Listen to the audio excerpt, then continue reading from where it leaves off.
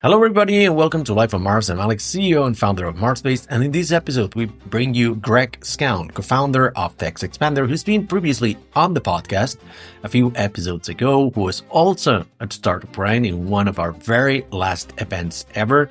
And this time around, we invite him over to discuss redefining company culture, how they did it at TextExpander, but more so because we are doing it right now on MarsBased. As 30 people right now, we're redefining, we're fine-tuning our company culture because we believe this is a turning point for the company. And he reached out to me when he read an issue of my newsletter when I was talking about this. And I said, look, let's have this conversation on the podcast. I don't want to do it first in person and then repeat it again on a podcast episode because most of the times it doesn't have the same feeling and I was going to regret it. So I said let's just have this conversation on an episode. Let's record it the first time we have it to be more organic, more natural. So this is an experiment. I hope you like it. I think it came out really good. So without further ado, let's jump right into this episode.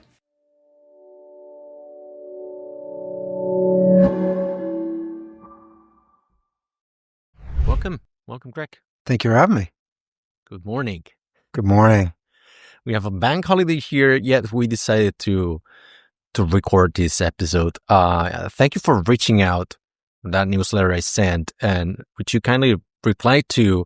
And I said, look, I want to have this conversation. I sure do, but it's got to be on a podcast episode because far too often lately, I regret having certain conversations that should have been a podcast episode, right? Mm-hmm. And then I'm like, God damn it, this would have made a very good episode.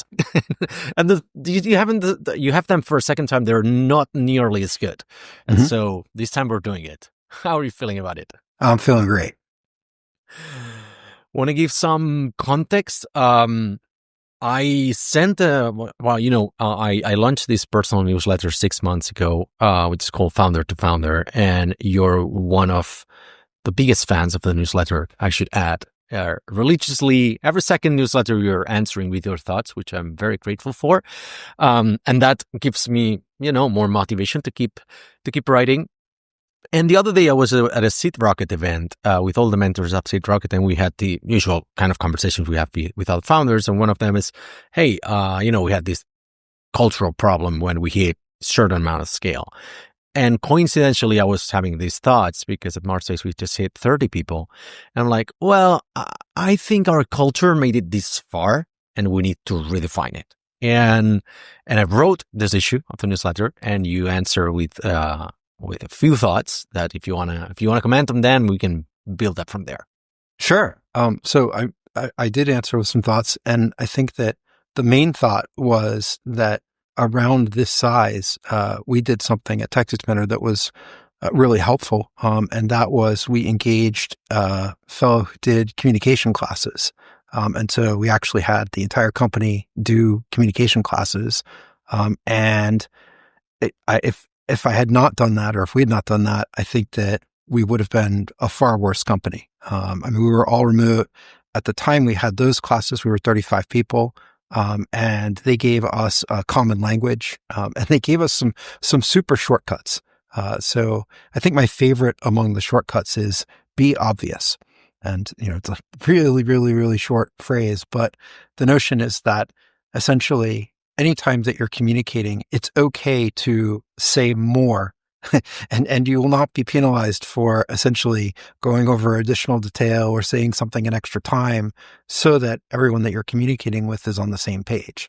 And it even gave us a shorthand to say, I am being obvious and, barrel on. So, we had this trick and a couple of others, and I think that made a lot of difference. Up until that point, what was the company culture like?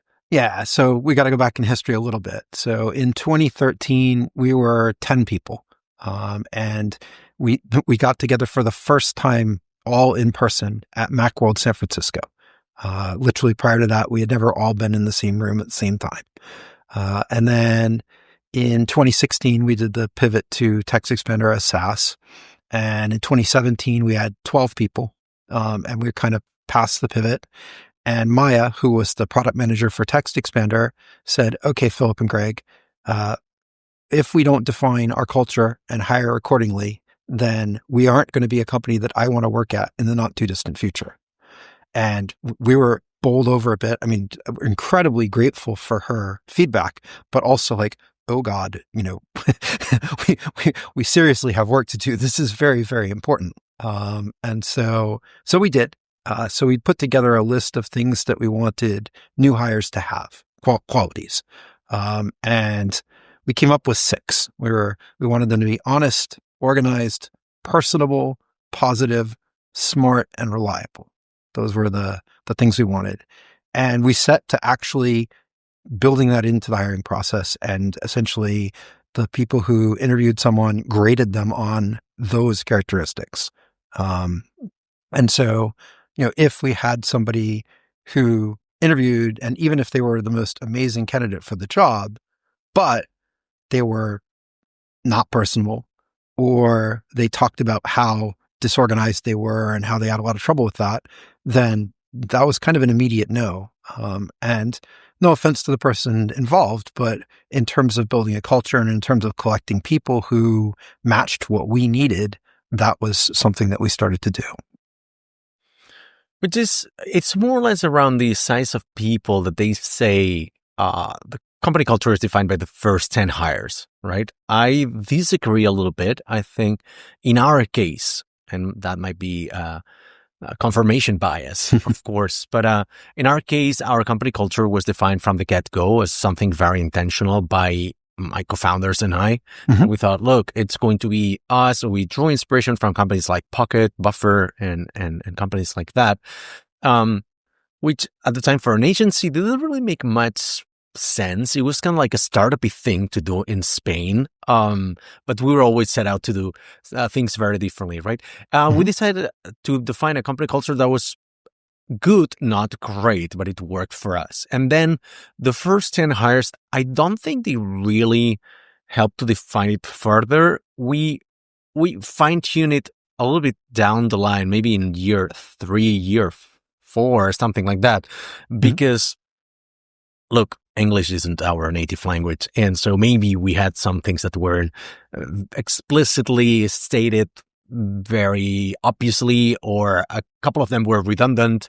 We had stuff like, so less is more, quality over quantity, remote first, so optimize for remote, and give back to the community and stuff like that. But we had way too many items, and then we decided to shorten that list a little bit.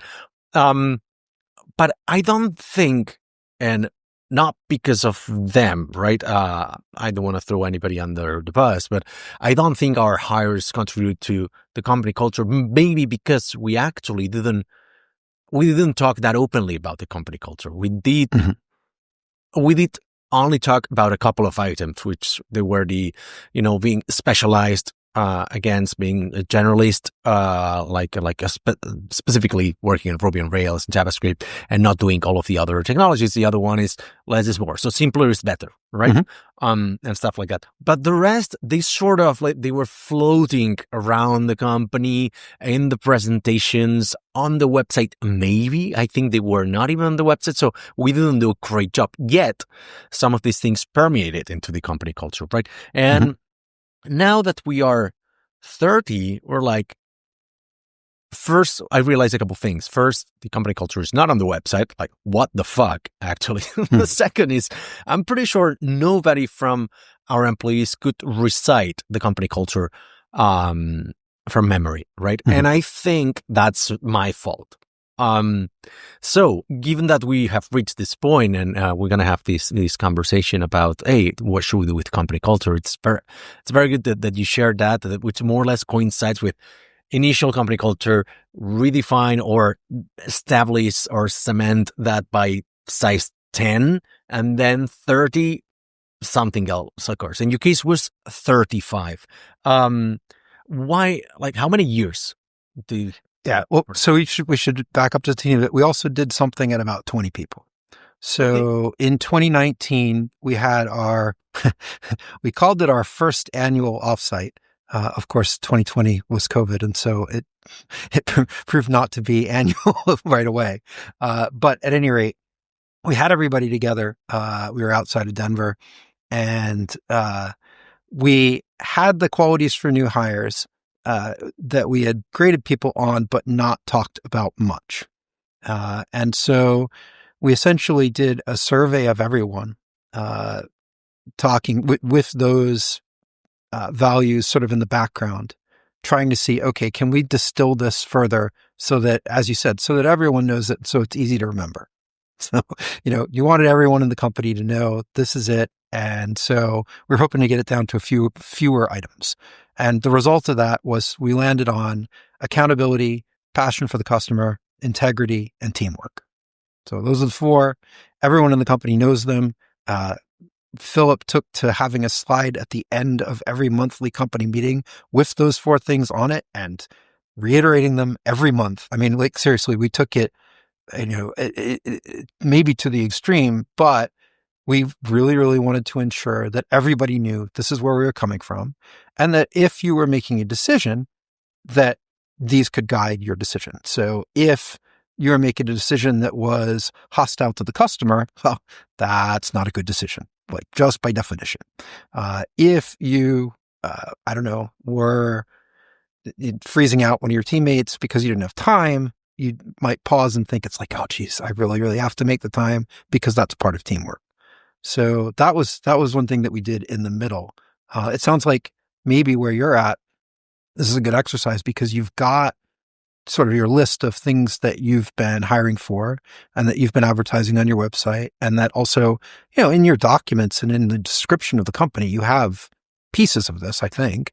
And so, involving the whole team in crafting where you're at and where you want to go might be a helpful exercise.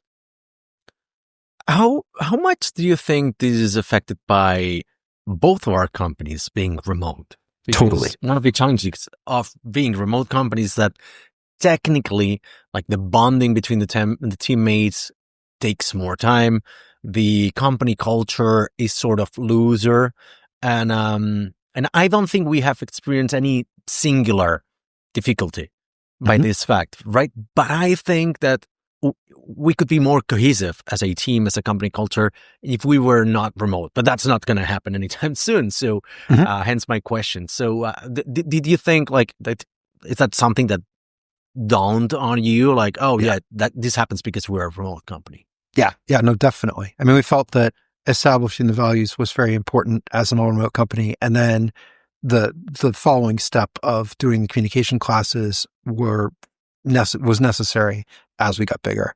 One other thing occurred in the middle, which is Maya again, and so huge credit to her, said, okay, a bunch of the people who are joining the company are great people and match our values, but they have come to us from toxic environments, right? They were not at a company that lived these values. They were in conflict with their peers or their bosses. And one of the reasons that they chose us is that their personality fit the values, but not their lived work experience. And so this actually really was the seed to getting to the communication classes, because, for example, in a prior company, if someone asked a question, then they might appear incompetent, which at Smile and then TextExpander, if someone asked a question, that was, a question and worthy of an answer always. And so, and even sort of more along the lines of, when in doubt, ask, don't just wait. And so it was important to have the group talk to each other.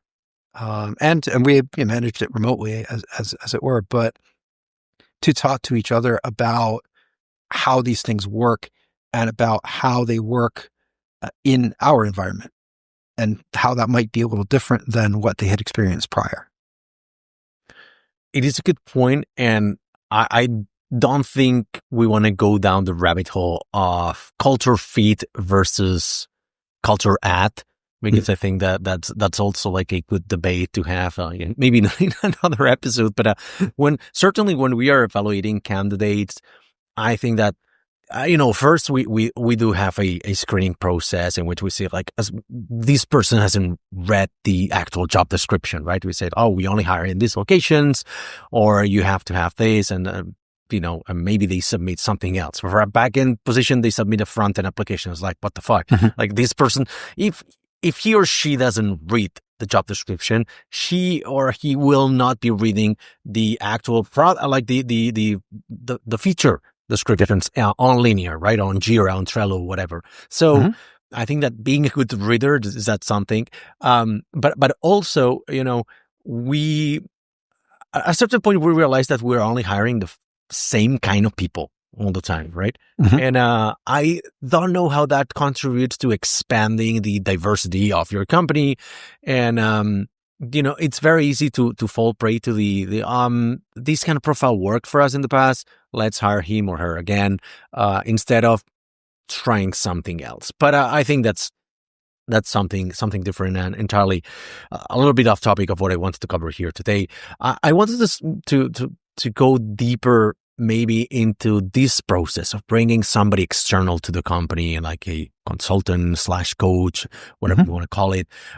Because for me, the first reaction to this, I'm always very skeptical of consultants, right? Or coaches, because I think that most of them, they have a very bad reputation, because a large portion of these people, they just do an okay job or a subpar job, if you will, and they give bad reputation to the rest, right? So kind of like agile coach. I'm pretty sure there's somebody who's a great agile coach and brings a lot of value. All of the agile coaches I've met in my entire life, bullshit, right? So, or, lawyers, accountants, notaries, and stuff like that. They don't have the best reputation. And it's not implicit to their job. It's because a lot of people are just doing a mediocre job, and that kind of like permeates into the rest of them. So I'm very skeptical about this, but I'm open to the idea, right? Can you give some details to, like, how did you get in touch with this person? What was the process like? Cost, time, the time scales of the project and stuff like that? Yeah. And I think I can even tie the two together, which was that we started trying to do something different, and we landed doing something that worked out well.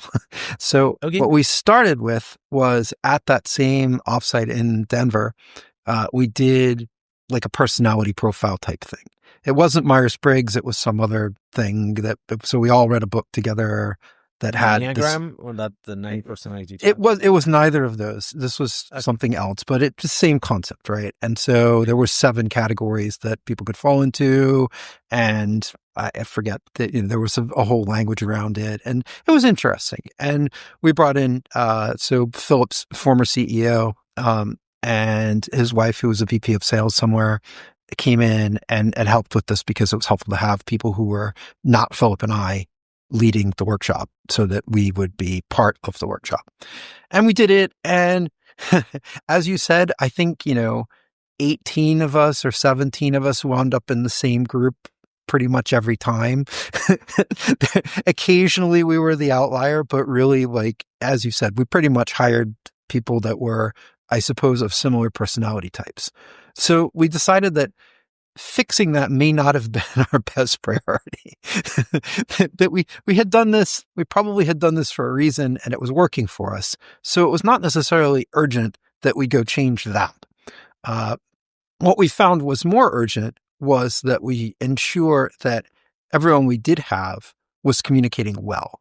And the other thing that forced that is that over the following year, we grew from 20 to 35 people. We brought 15 people on board.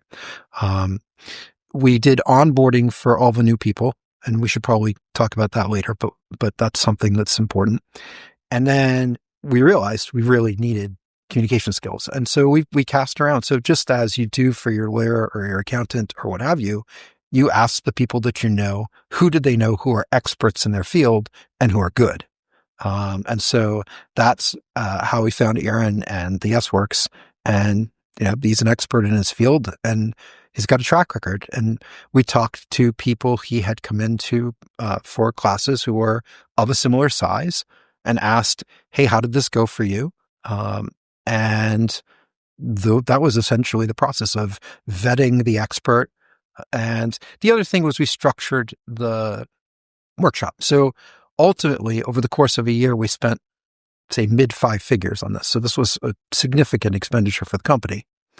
But we started with, a pilot that we did a class that was maybe, I think, 3 hours with everyone in the company to do one skill. And we wanted to see how that went. And the deal, if I recall correctly, and forgive me, I don't remember it exactly, but I think the deal was that we got to do the one and we paid for it, but that we didn't have an obligation to do the year following. However, at the outset, when we established the pilot, we also established the price for the whole program, right? So it was a paid trial, no question. But it was, and in fact, actually, we liked that it was a paid trial. That was a good business model, in our opinion, for someone who was doing this. You don't give it away for free. It doesn't make any sense. Give us one skill for a reasonable price, followed by a whole program at something we had to swallow hard to do, but that ultimately turned out to be worth doing.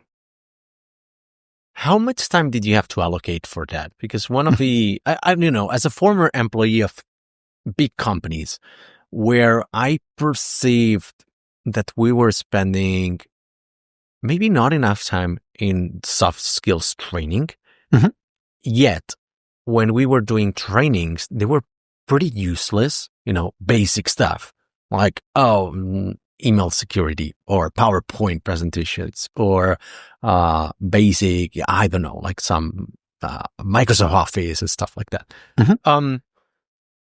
I think my perception of these HR-led programs were that they were too generalist. And, I'm speaking when I was at Deloitte and another company similar size. And it's okay. Yet, the perception from the employees most of the time is that, wow, this is rubbish, right? Because it doesn't apply to me. I'm wasting time. Therefore, when a new training comes, you're always looking at it defiantly because it's like, oh yeah, another HR bullshit email. And maybe that one is interesting, but your barriers are up, right? And so, as a founder, now I'm like, should I be pushing these kind of things into my people when I never liked them, I never enjoyed them, I never thought they were useful? But maybe this time they will be more thought through because it's like a smaller group of people. It's very specific to what we do. It's we don't have nearly the rotation that these big companies have. So maybe there's something that we could kind of like package and just put something very interesting for the company. Yet I understand from the perspective of developers, like, oh yeah, another training, right? Even if it's the first one we do at MarsBased, so we're like, oh no, trainings. I didn't join this company to do freaking trainings. Like, the only thing I want to do is develop, right? So as a founder, how did you approach this? Sure. I think we approached it with honesty. So we started with, this is a common perception of this type of thing. We said, we as the founders are accountable. If we do this 3-hour pilot and everyone hates it, or we have a ton of negative feedback, or we got nothing out of it, it's done. It's over. Like, no problem. That said, we want the benefit of the doubt from you, our employees, and said, we want you to do this wholeheartedly, and see if we collectively can get something out of it. And if so, then yeah, we'd like you on board for the rest, because if we're getting something out of it, this is going to be worth it for everyone. And I think that it didn't hurt to say to everyone that, we're not out to essentially pad the calendar with trainings or add additional requirements or things like that. We were out to solve a specific problem of, a lot of times in a company of 35 people that's all remote, wires get crossed and people fail to communicate as well as they possibly could. Not because they're bad people, not because they're not good at their job, not because of any particular fault of their own, but collectively, we didn't have the tools that we needed, and we had identified someone who could help us build those tools.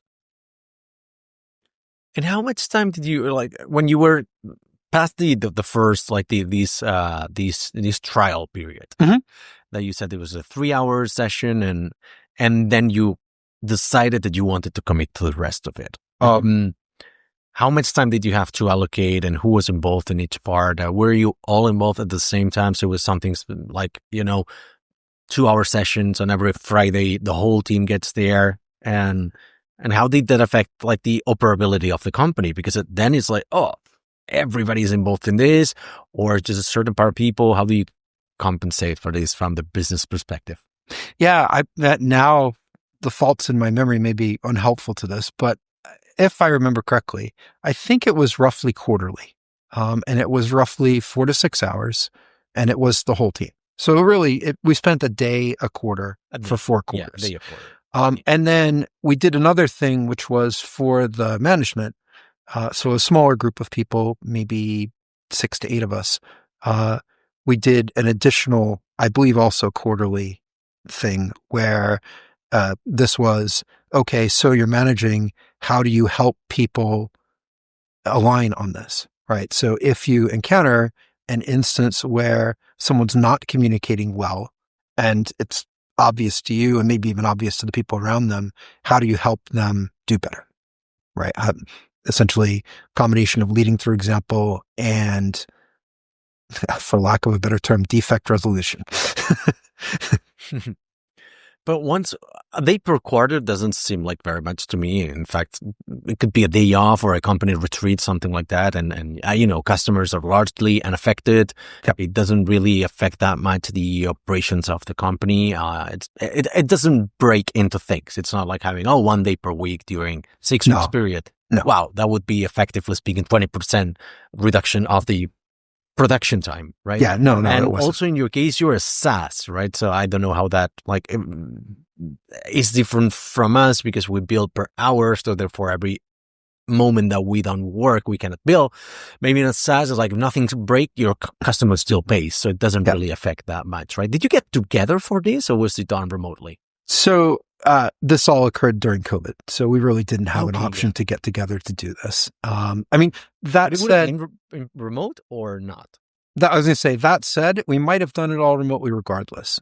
We would have had a follow-up all together at our second annual offsite, had there been a second annual offsite, because that would have been a nice in-person component that matched the program that we were doing. But I don't think we would have done any more than that in person.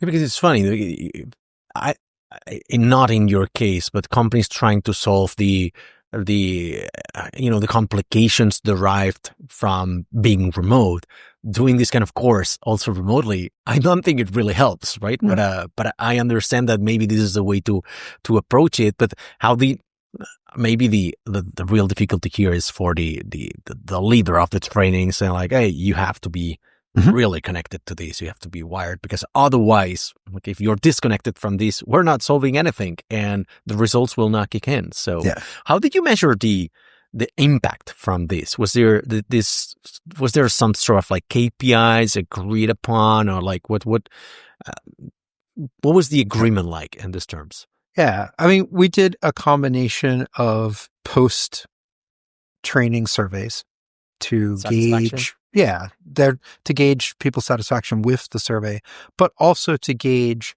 I think one of the surveys we said, can you give an example of where you used one of the things you learned in your day-to-day? To our delight, people gave multiple examples frequently. Right. I mean, I think we got one survey with 0 examples and 34 surveys with at least 1 and 20 surveys with 2 or more. And so that was a good hint of, okay, this is working. And we were worried about that. Actually, we're like, okay, we're going to ask this and nobody's going to write anything. Then what are we going to do? But it turned out that asking fell into the category of be obvious. And answering worked really well and told us what we needed. So we didn't really have to work a lot harder at figuring out whether it worked or not. And we figured if we had to work hard to figure out whether it worked or not, then it didn't work. That's actually a good point. Also, I have to think that maybe you have to consider that you probably have, or you didn't have rotation, if I remember correctly, in your people in your company, like they were staying for long. So I don't know how that affected, right? Having people with long tenures at the company, they are usually not as engaged as like people who have been recently hired, that they just kind of want to display extra motivation. They want to prove themselves. They want to always be extra responsive and whatnot. People who've been like 7 years into a company, they're like, yeah, they do a great job, but they usually disengage from certain activities because they're like, oh yeah, I've seen this before. Like, I haven't done it for a year. It doesn't really matter. Like, for instance, on Friday every week, we send an internal post asking for people to share the highlights of the week, right? It can be work, it can be personal, it can be both. Mm-hmm. And we see that some people are very consistent with this. They have been doing this for 7 years, something like that. And certain other people, especially like the most senior people at the company, they're like, yeah, whatever. Like, I'm too busy to do other stuff. Or maybe they, for another reason, they disengage with this. So therefore, passing the problem on to the newer hires because they're seeing like, oh, these people don't do it, then why should I, right? Did you see any difference between the people with longer tenures and those recently hired in this kind of process? I think what we asked of the people who had the longer tenures was for them to serve as the example to the other folks, because if they did, their lives would be better, right? And if they didn't, their lives would effectively be worse. They knew by the time that we were doing this how important it was. And so it wasn't that hard to get them engaged. Also, to Aaron's credit, he's the master of the Zoom breakout room. I mean, oh, wow. He did just, I've never seen Zoom breakout rooms used to greater effect than he. And also, he was perfectly comfortable using and requiring online tools. So we were doing jot boards and we were doing things in the breakout rooms using tools that work well for remote companies. So I think that engagement wasn't difficult because leading by example was important and teamwork was a value. And then I also think that his expertise in engaging people just in general was infectious. It worked well for anyone who'd been around for a long time. I think he was used to going into an organization where there were veterans and there were new people, and bridging that was important. And how about the language? Because as a company that you were remote, you had people all over the globe. At least you were spanning 9 time zones, I remember you saying. Mm-hmm. And so therefore, I'm assuming you were hiring people with pristine English skills, right? Otherwise, there's a certain friction involved in the difference of levels in the language, especially when, there's a mother language in the company, and then you want to centralize everything there, right? And in our case, we have an English first, but the reality is like everybody lives in Spain or Portugal. So therefore, it's kind of like a lot of Spanish, and the Portuguese guy is like struggling sometimes with I can speak Spanish, but at the same time, everything with is in English. But if we were to conduct these kind of sessions with somebody like Aaron, he would do it in English. I'm assuming like not a lot of people, or we have a fraction of our people whose English is not the best. So I think there would be some language friction there. Did you have any problems with these or with the time zones, or how did people adapt to these? Yeah, I think that the time zones were the trickiest because getting everyone to overlap. So we had one person who was in Dubai, and she dutifully did this from, I don't know, I think it was like 10 p.m. to 2 a.m. And we were incredibly grateful. But, we primed this and said, all right, we'd like to work with you. We're going to work with you on dates and times. We don't want this to ruin your life. But would you indulge us a bit? And she was game. And in the end, we checked in with her. We're like, okay, now you made this great sacrifice. This was a good pitch for the pilot. Okay, you made the sacrifice once. We're going to ask it of you 4 more times. Is this okay? Did this work for you? Yeah. And she actually was her to someplace else. Right. There were other options for how to deal with this, but she said, no, it wasn't that hard to change my schedule because I knew it was coming. I was completely engaged. And in fact, actually, we did ask people who in your session felt the most engaged, and she got some pretty good thumbs up from her colleagues. So that all worked. Not easy at 10 p.m. No, I realize. So yeah. So time zones was a thing. And then of our people at the time, so 35, probably 5 were not native English speakers, but all had significant English ability. So we didn't really see that happening. But I think it would be something that you could address directly with whomever would be interested in doing this with you and say, all right, this is the composition of our team.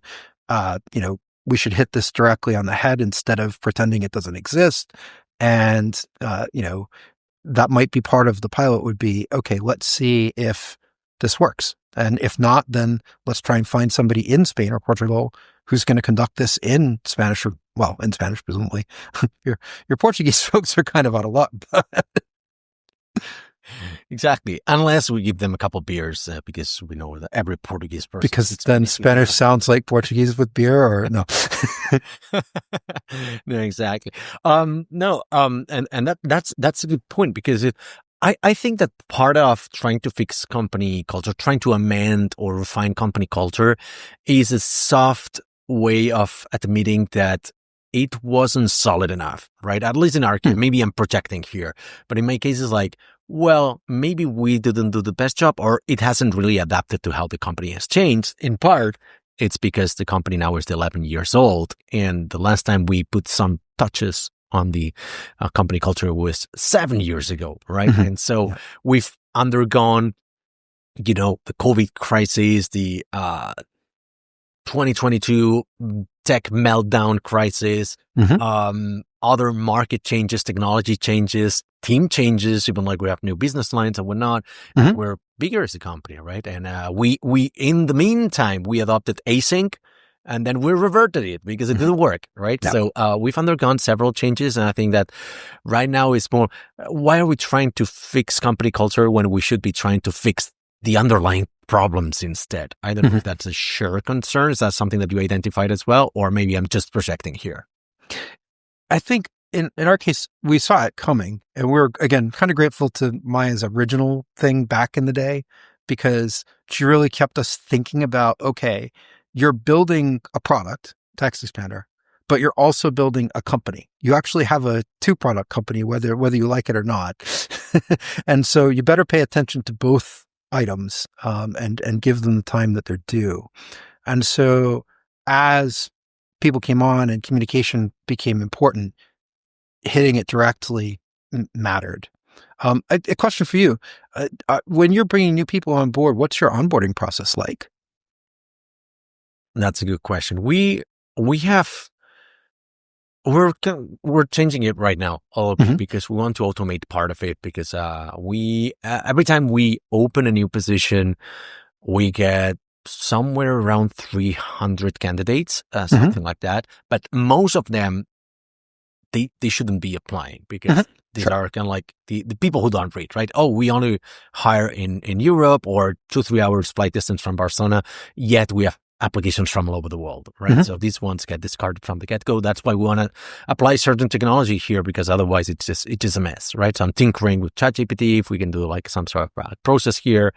But the application process, the interviewing process goes something along the lines of, first they have a meeting with our head of people who assesses sort of like soft skills, gets the feeling with the person. It's like, okay, could be like a good culture fit / at for the company, level of the languages, both languages, and kind of like salary expectations and general vibes, right? It's more like a screening or get to know each other. If that is successful, if she deems the candidate like, oh, this is potentially hireable, then moves forward to the second part of the process, which is a call with our CTO, Xavi.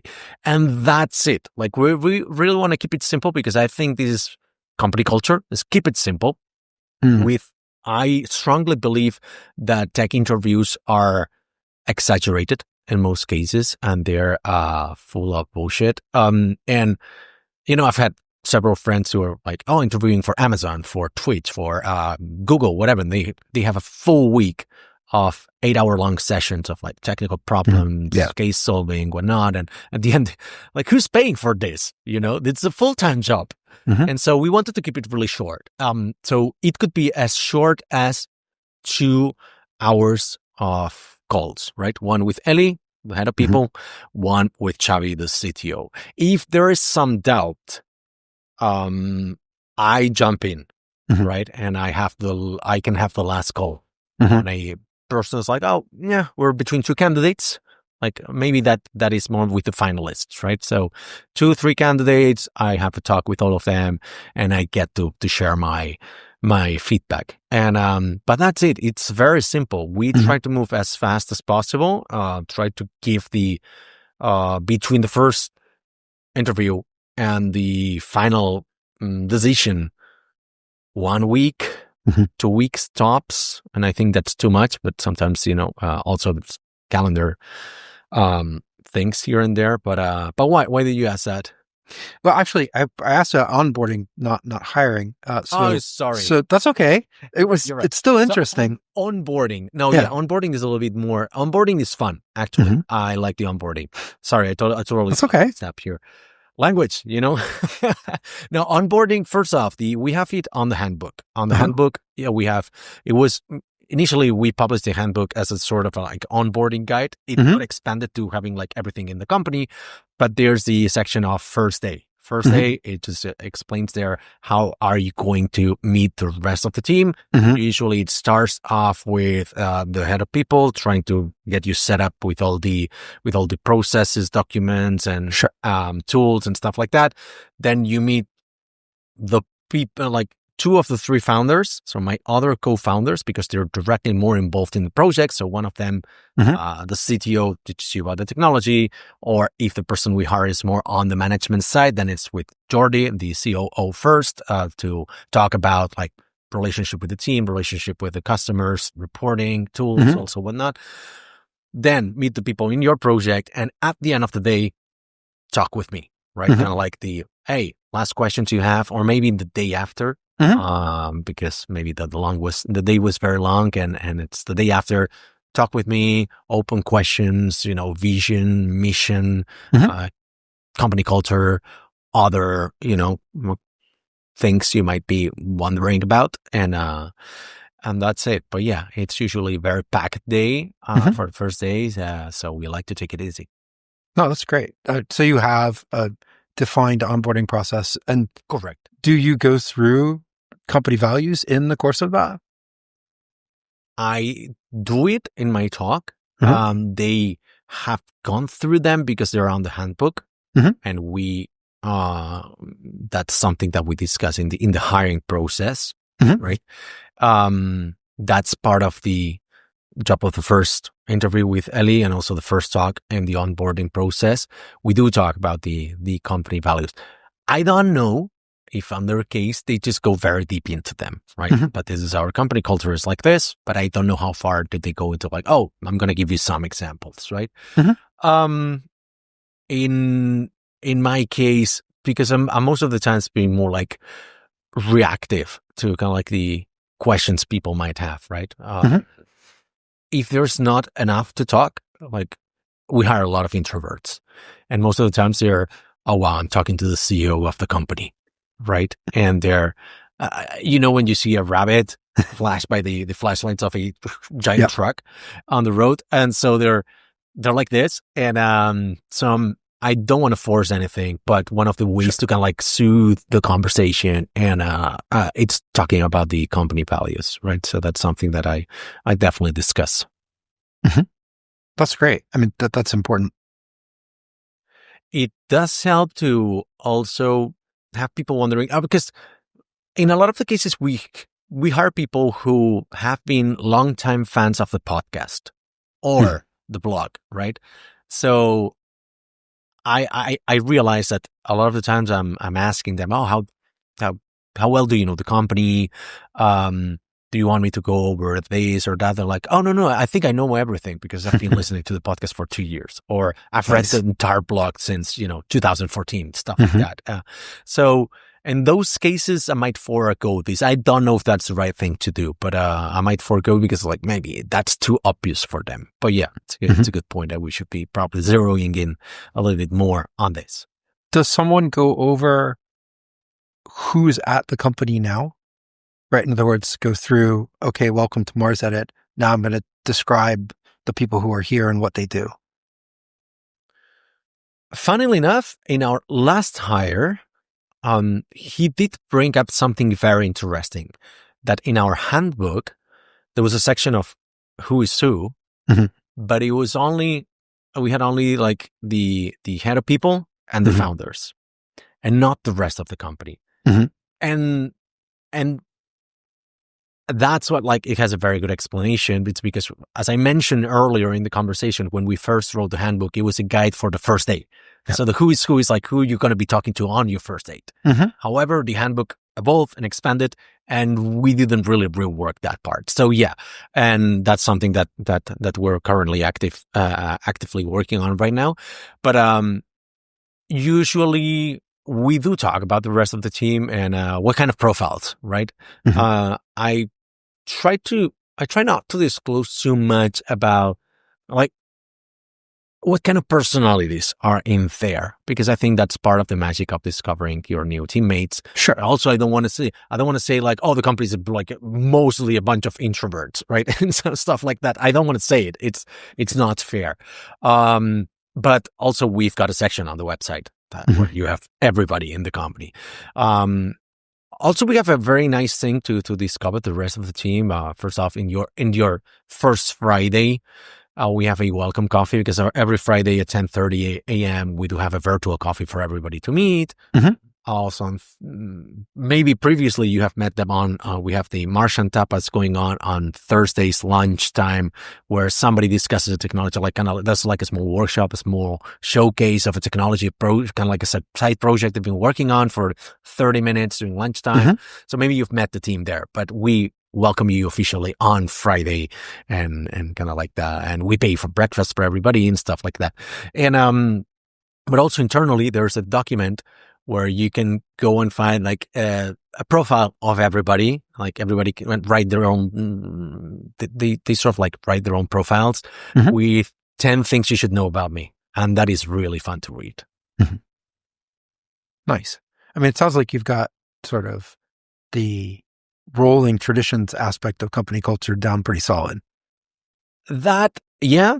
But I think that where we are failing, and I'm opening up here, is like, I don't think our company culture kind of like gives you the tools to make decisions on your own. And I think that by being, because we're a hard remote company. And I think we haven't trained or insisted enough on our people of how to make decisions on their own. That's kind of like that's why I'm saying like we're struggling with the 30 team size, because unless we really equip the people properly with the company culture, that it is a guideline. They say company culture is how people behave when the founders are not in the room, right? And so I have perceived that, or we have perceived that most of the time when we are not in the room, read that as when we're on holidays or we're busy with other stuff.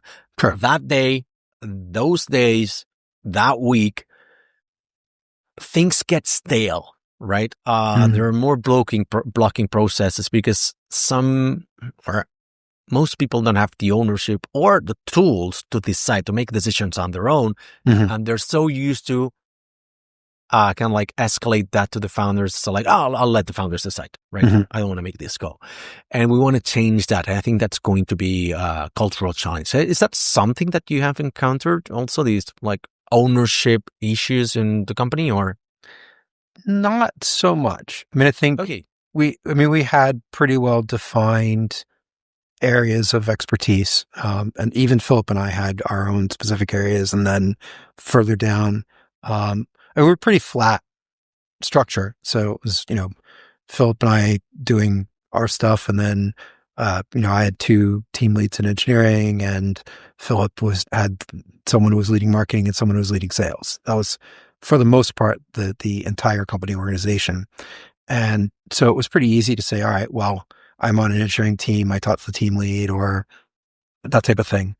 And in terms of decision making, we gave a lot of room to the people who were running a given area because, I mean, frankly, there's no way that you can do it as a founder of a company with that many people. It's just not possible. And you don't want to get in the way of everything. That's no point. These folks are good. They're experts at what they do. Let them do it. And then what we tried in addition was to give people time. So, I would have one-on-ones with the people who were doing work in areas in my side of the company and make sure that, they had time to express, all right, this is what's going on. These are the things that we need to make decisions about. These are the things that I'm going to defer deliberately. And so now that type of stuff. So I don't know. I mean, we had a bit of a culture about how we did those things. So we were heavily Google Doc based at the time. I suppose maybe Notion would be more the kind of thing today, but at the time, and any time that we had a meeting with someone, we made notes, and we also put like an entry for the next meeting. And so as you're working along during the week, but before you get together again, if one of the people who participates in the meeting thinks of something, you just stick it in the document as a bullet point. And then when you meet, you run down. I mean, you'd be surprised. We wound up with more than enough stuff to go through at that point. And then, just some open time for either catching up on what's going on in life or talking about more sort of long-term vision type issues as time allowed. And why do you say, I remember in your email, you said something like, if we hadn't done this, that would have been our most expensive fuck up, right? And it's funny because I weave this in because, at the end of the episode, we always go into like the most expensive fuck up. And this because you've been on the show already a couple of times. Yeah.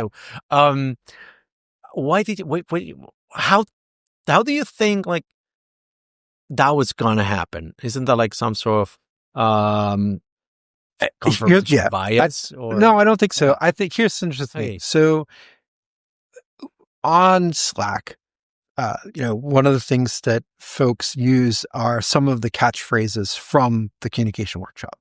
So if we did a search for obvious on Slack, there would be hundreds of instances of people using that in their communications with one another. Either a combination of I'm being obvious or that's not obvious. Let's make sure we figure this out. And that we could see that build up over a period of years. And not just that, but like other examples was just the easiest one to cite in a conversation like this. And so if I add those up, and think about what it would have cost if every single one of those was a communication failure, which pretty much it would have been, or could have been at least. I can't calculate the dollar amount that it would have been, but it would have been substantial and it could have been business ending for all I know. Greg, that's definitely very helpful. It's been helpful for me. I wanted to have this conversation and it really came out to be as I was expecting because, if we had this conversation separately and then we said like, oh, can we have it again on the pod? It wouldn't have been nearly as interesting the second time around. Sure. That happens in a lot of podcasts. So I like this experiment. I think I will do it more. I want to have fewer conversations like, oh, this should have been a podcast episode. I want to have more like, hey, let's save this for a podcast episode. I'm pretty sure there might be something lost, like, some certain details you didn't want to record and stuff like that. We could save that for the future. There was some stuff in the email that obviously you sort of, went over here on a higher level of detail, so like on not as much detail, but I think this experiment was interesting. I would really give it thought, if we can solve the language sync and, but that's something that I think it would be irresponsible not to do it around this size of company. So thank you very much. Sure. Thank you for having me. I really appreciate it. It's always fun to talk to you.